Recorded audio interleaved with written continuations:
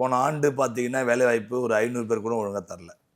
ஆனால் இந்த ஆண்டு பார்த்தீங்கன்னா ஒரு 5000 பேர்கிட்ட போலீஸ் துறை, பிஓ, ஆசிரியர் இதெல்லாம் பார்த்தா ஒரு 5000 பேருக்கு வேலைவாய்ப்பு கொடுத்துருக்குறாங்க.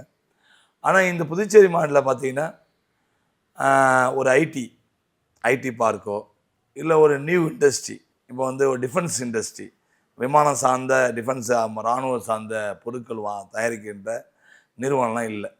அந்த மாதிரி இப்போ வந்து பார்த்திங்கன்னா நம்மளுடைய துத்திப்பட்டில் 700 ஏக்கர் துத்திப்பட்டிலலாம் எடுத்து இப்போ அது வந்து முதல்ல மத்திய அரசாங்கம் கண்ட்ரோல் இருந்தது, இப்போ மாநில அரசுக்கு மாற்றி கொடுத்துறாங்க. இது மாதிரி வரும்போது இளைஞர்களுக்கு வேலை வாய்ப்பில் கண்டிப்பாக, ஏன்னா அடுத்த கவர்மெண்ட்டில் வாய்ப்பு கிடைக்கும். இப்போ ஒரு 5000 பேர் வேலைன்றது எங்களுக்கு அது ஒரு வருத்தம் தான். அது இல்லாமல் எங்கிட்ட இருக்கிற நிறுவனங்கள்லாம் பார்த்திங்கன்னா பிம்ஸ் ஹாஸ்பிட்டலில் பார்த்திங்கன்னா ஒரு 300 பேர்கிட்ட வேலை செய்கிறாங்க. அப்போ உள்ளூர் ஆளுங்களுக்கு நாங்கள் வேலை கேட்குறோம்.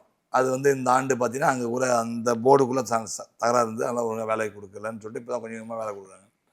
அப்போ இருக்கின்ற நிறுவனங்கிட்ட இங்கே பார்த்திங்கன்னா கெம்பாஃப், சாசனு, கெம்பாஃப் இங்கெல்லாம் பார்த்திங்கன்னா வேலை வாய்ப்பு அவங்க என்ன கேட்குறாங்கன்னா எங்களுக்கு வந்து விரிவாக்கம் கொடுங்க, இதை டெவலப்மெண்ட் கொடுங்க. நாம் வந்து விரிவாக்கம் கொடுத்தா மக்களுக்கு பாதிப்பு வரும்னா கொடுக்கல.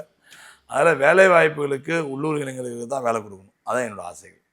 அதனால் இதுக்கான உருவாக்க அரசு இன்னும் மேற்கொண்டு நடவடிக்கை எடுக்கணும். அது எடுத்தால் தான் புதுச்சேரி மாநிலத்தில் படித்த இளைஞர்களுக்கு வெளியூர் மாநிலத்தை தேடி போகக்கூடிய நிலை இருக்காது.